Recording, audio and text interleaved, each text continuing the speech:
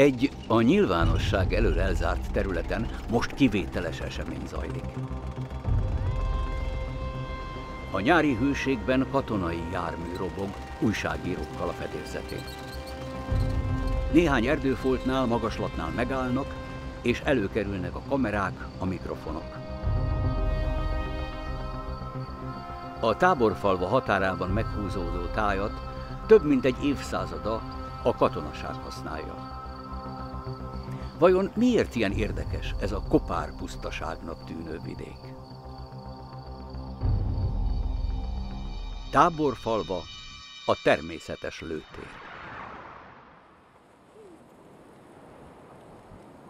A Duna-Tisza közén hullámzó táj a víz és a szél munkájából született. Egykor az ős Duna hömpölygött itt, többször változtatva medrét, mielőtt a mai észak-déli irányba fordult. A lerakott hordalékból a szél kifújta a homokot, és abból az évezredek alatt kisebb-nagyobb buckákat, vonulatokat épített. A homokbucka vonulat északi sarkát Táborfalva és Dabas között a honvédség használja.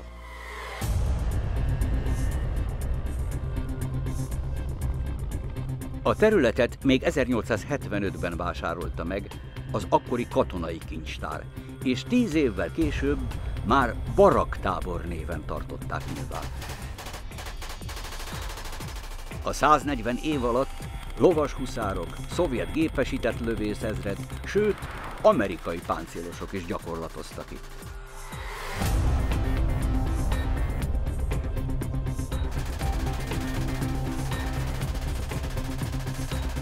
Az elzártságnak köszönhetően a lőteret elkerülte az alföldi táj drasztikus átalakítása, és 2004 óta a Natura 2000 hálózat részeként természetvédelmi oltalmat élvez.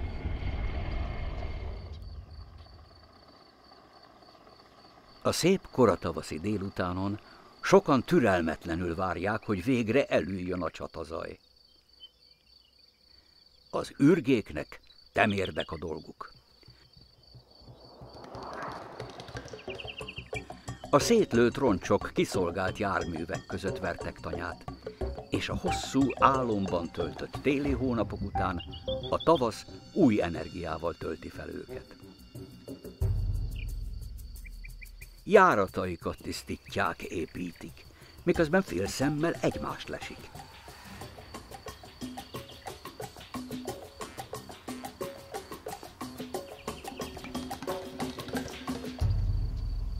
Hamarosan elérkezik a párzás ideje, senki sem örülne egy erős vetélytársnak. Bár elfoglaltak, figyelmük nem lankad. Hátsó lábaira állva hol az egyik, hol a másik fürkészi a terepet. A kékes réti héja is kihasználja a tűzszünetet. A friss ürgehús fenséges eledel. A roncs szerencsére kéznél van.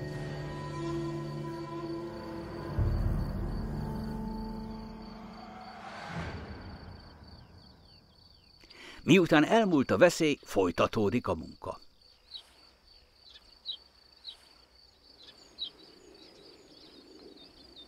A mezei verebek is megérkeznek, hogy a fűcsomók között tavai magvakat keressenek. A barázda billegetőt más cél vezérli. Talán akad egy jó fészkelőhely a roncsok között.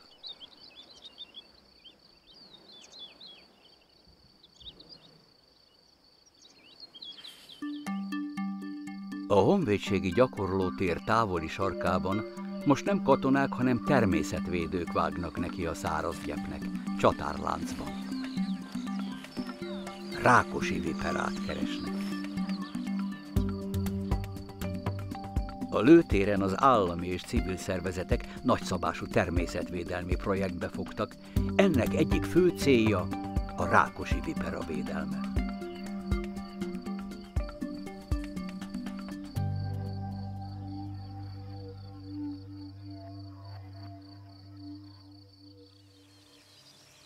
Ez a ritka hüllő a telet mozdulatlanná dermedve vészelte át, ürgék és más rágcsálók elhagyott fagymentes járataiban.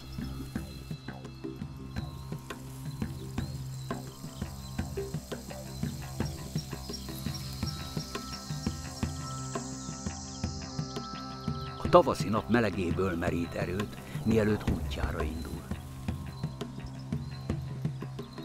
A félméteres mérges kígyó nász idején az átlagosnál jóval többet mozog, azért, hogy társra lejjen. Ha két hím találkozik, azonnal egymásnak esnek.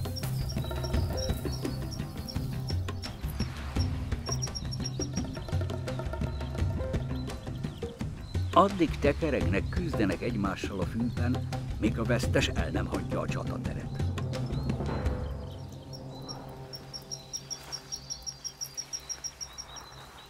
A győztes, a fejét finoman billegetve, udvarolna nősténynek.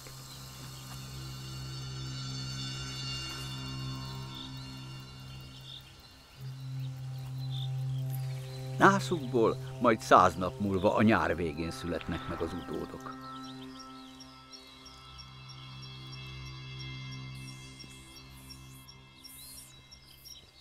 A több évig tartó természetvédelmi projekt keretében jó néhány feladatot kell megoldani. Először felmérik, hogy a katonai használat mellett milyen ritka fajok maradtak meg. Talajcsapdák készülnek a rovarvilág egyes képviselői számára.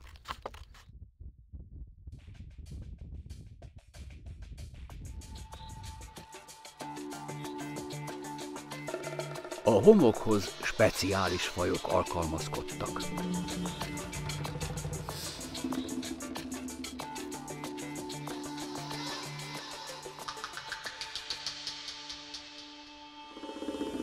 A hangyaleső most hoppon maradt.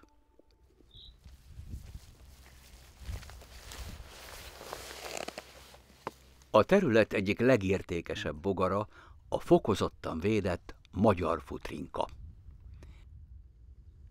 Életmódját, szokásait a kutatók úgynevezett jelölés-visszafogásos vizsgálatban tanulmányozzák. Az egyedi azonosítót óvatosan a futrinka kitimpáncéljába gravírozzák, majd elengedik. Ez a művelet nem okoz semmilyen kárt vagy fájdalmat az állatnak, csak a kitimpáncél legfelső kemény rétegét érinti. A visszafogásokból következtetnek arra, hogy nagyjából hányan élnek itt, mekkora utat járnak be.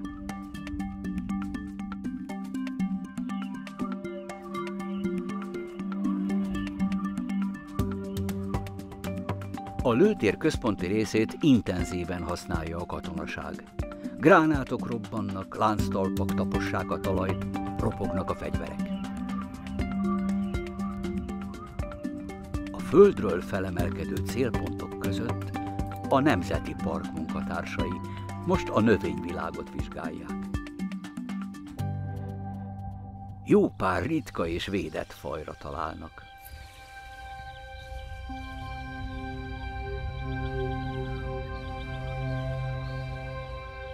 Fekete kökörcsin, nőszirom, báránypirosító bontja sorra a virágait.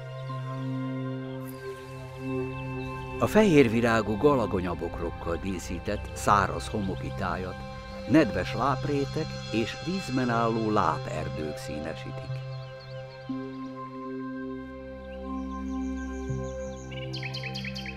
A Turján vidék éppen az ilyen nádas, füzes, tocsogós turjánokról kapta a nevét. A jégkorszakból fennmaradt fajoknak is otthont adó láperdőben az éger uralkodik. Megvastagodott tönkje teszi lehetővé, hogy a mocsaras talajon is stabilan álljon. Az erdő alját a téli és a koratavaszi csapadék tölti fel, ami majd nyáron eltűnik.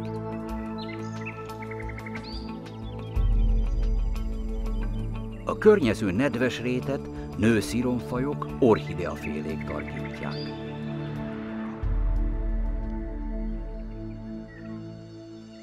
Gyakoriak itt a különféle egyenes szárnyúak. Közéjük tartozik az endemikus, vagyis csak a Kárpát-medencében élő magyar tarsza. Ez a csökevényes szárnyú szöcskeféle a növényeket, különösen a virágok szirmát kedveli.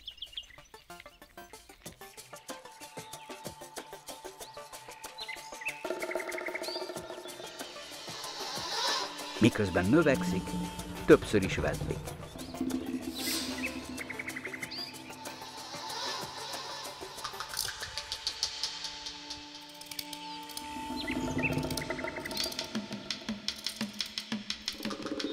Mivel a régi bőr fehérje tartalma igen értékes, nem hagyja veszni. Egyszerűen elfogyasztja azt.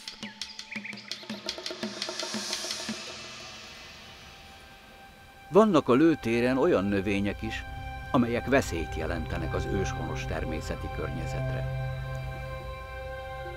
Az Észak-Amerikából érkezett selyemkóró agresszív terjedése miatt az özönnövények közé tartozik. Ahol megbontják a gyepet a robbanások, a lánctalpak vagy az ásók, ott azonnal megjelenik. A selyemkóró tömegesen termeli a magvakat, és mert gyökérről is sarjad, hatalmas területeket hódít el az őshonos élővilágtól. Csak növényvédőszerek körültekintő használatával fékezhető meg. Mivel védett növények között növekszik, ecsettel hordják fel rá a szert, ami így más fajokra nem jelent veszélyt.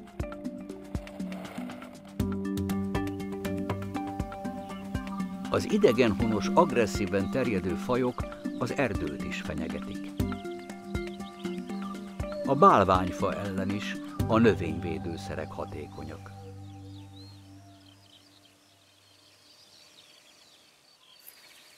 A projekt egyik partnereként az erdészet gondoskodik arról, hogy a táj visszanyerje természetes képét. Az invazív növényektől megtisztított, közel 1100 hektáros terület már a régi állapotot idézi. A hullámzó buckákon árvalányhaj nyílik, boróka nő, a száraz homoki erdőkben a fehér nyár dominál.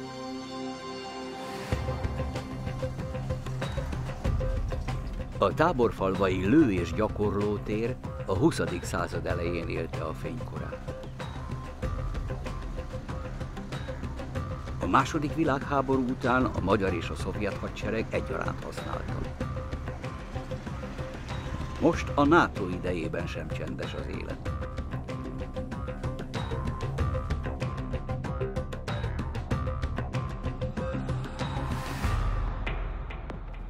Az 1990-es évektől kezdődően ugyan jelentősen csökkent a katonák száma, de a hadgyakorlatoké nem.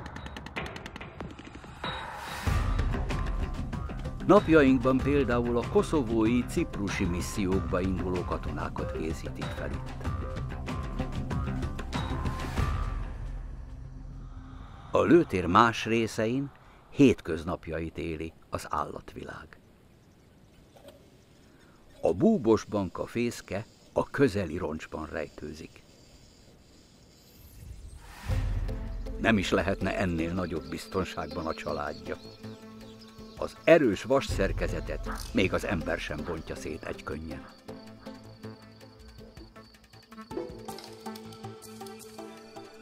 A búbosbanka főleg rovarokkal, férgekkel táplálkozik.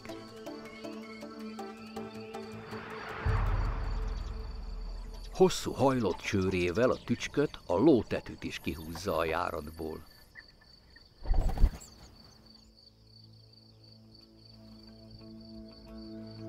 A közelben vadászó vörösvércse egy lombszöcskét kapott el. Ezt most magának fogta, de újabb vadászatra indul, mert éhes családja egy betonbunkerben várja. A kövér egér a fiókáké.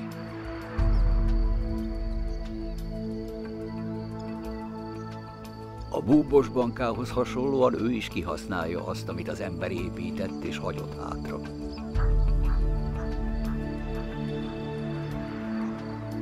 A fiókák néhány naposak lehetnek. Még pelyhesek. A zsákmányt a tojó tépi apró darabokra, és rakja az éhes csőrökbe.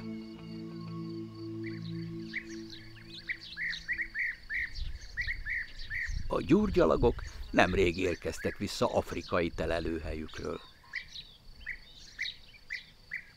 Ők kezdik a költést a legkésőbb, és nyár végén ők lesznek az elsők, akik a melegebb égtájak felé indulnak.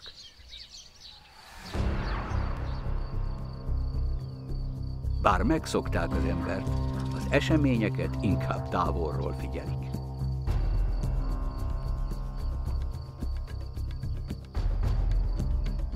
A gyakorlatok a ritkás erdőben folytatódnak.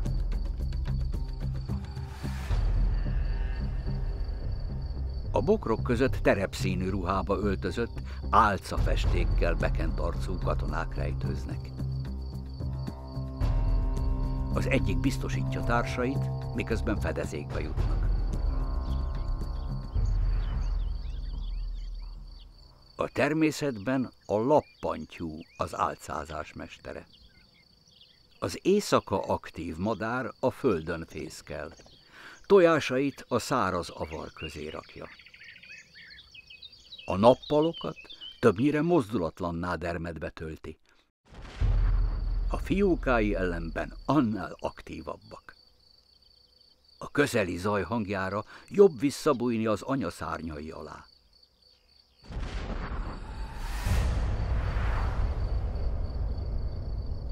Ez most az utolsó lövés. A katonák mára befejezik a kiképzést.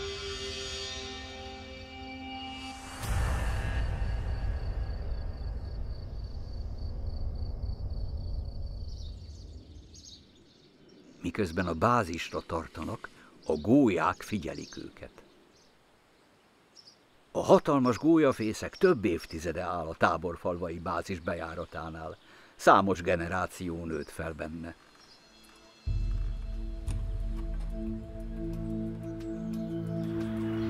A szülők ebben az évben 4 fiókát nevelnek.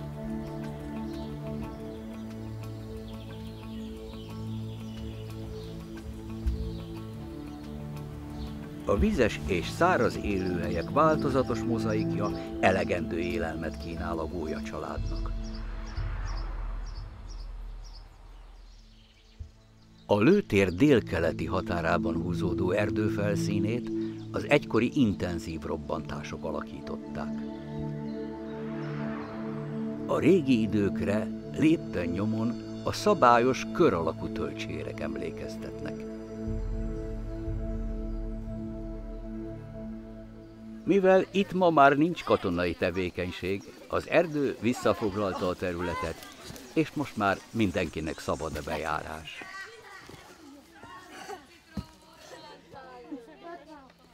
Az emberek pihenni és tanulni érkeznek ide.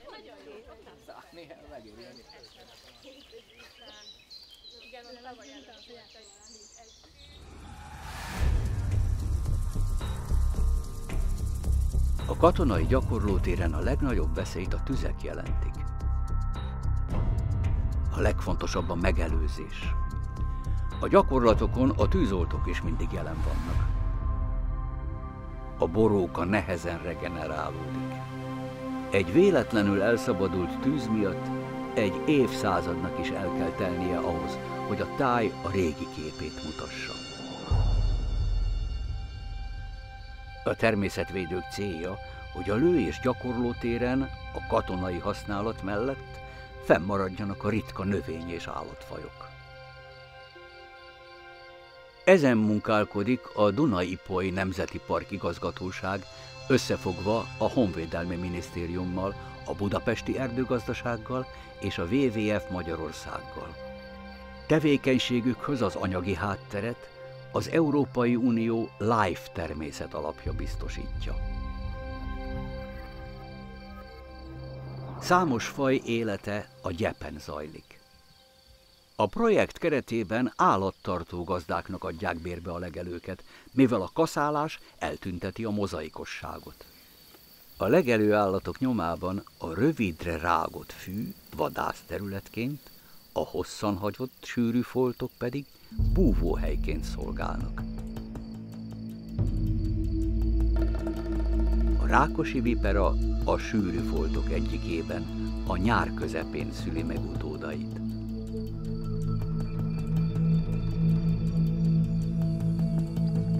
A vipera nem rak lágyhéjú tojásokat, hanem eleven szülő.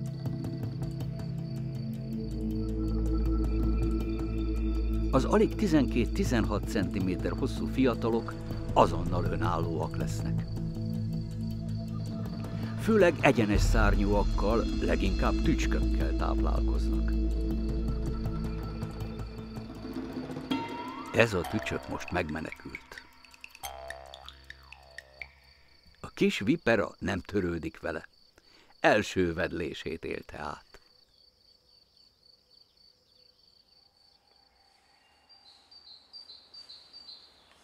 A Turján vidéken a vízhiány is komoly problémát okoz. Mivel egyre kevesebb és kiszámíthatatlan eloszlású a csapadék, a nedves rétek és a láperdők gyorsan kiszáradnak. Míg tavasszal a fák vízben állnak, nyár közepére a sás megsárgul, a vízben élő állatok nagy része elpusztul. Az Alföld más részeihez hasonlóan a lő- és gyakorlóteret is behálózzák a csatornák, amik elvezetik a vizet.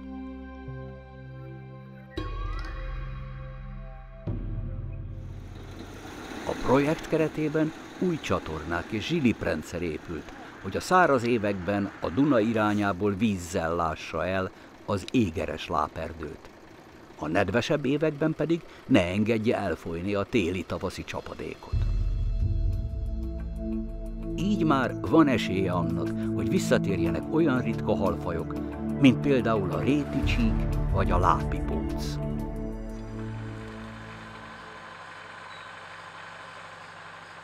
Az erdőben is folytatódik a munka.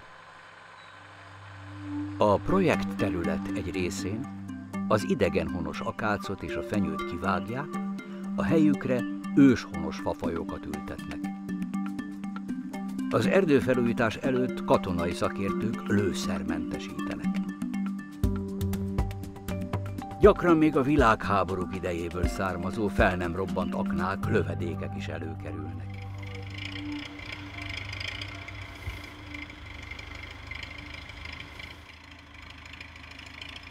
Bár a traktor segít, mégsem könnyű munka a faültetés.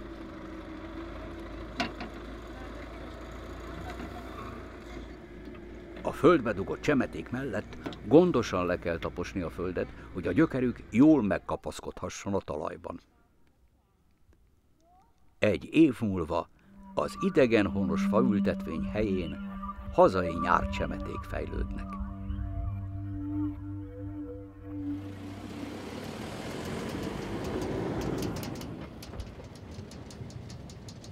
A fehér és szürke nyárral tarkított homoki gyepen nincs szükség erdőtelepítésre. A természetvédők itt mesterséges odúkat szerelnek fel a ragadozó madarak számára. Egymás közelébe raknak egy tucattal, remélve, hogy azokat a telepesen költő kékvértség foglalják majd el. Ha ezek a madarak is visszatérnek, a természetvédők nem dolgoztak hiába. A közös munka eredményeként a jövő nemzedékek számára is fennmaradhat ez a kivételes természeti táj, az Alföld rejtett kincse.